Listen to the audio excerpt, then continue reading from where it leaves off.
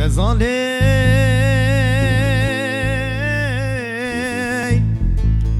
مازی چنی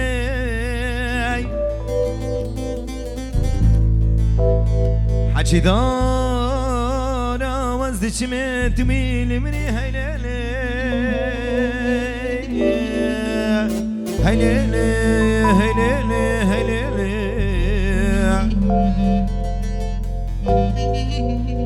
غزالی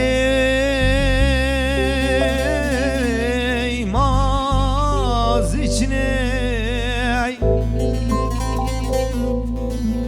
حچی دارا وزد چمه تمیل منی هیلیلی هیلیلی هیلیلی هیلیلی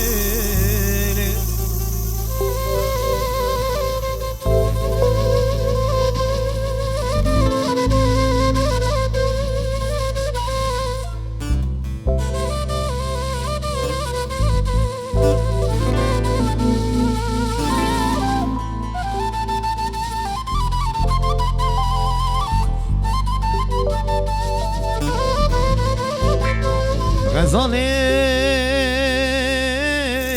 گاورا شوالی بد گاورای دتی را به نقطه مشبابل ببرای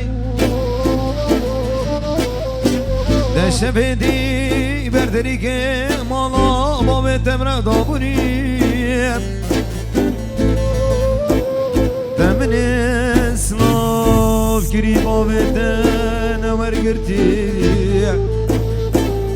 دتی رابک دل بر یامان هیلیلی هیلیلی هیلیلی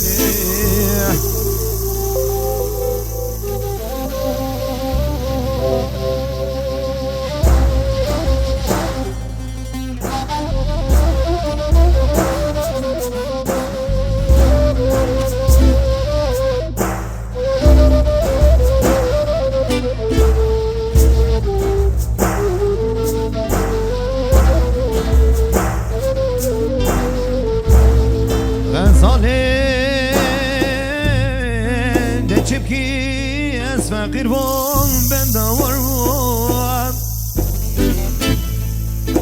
ده چیل که معفضال خود قطیا بود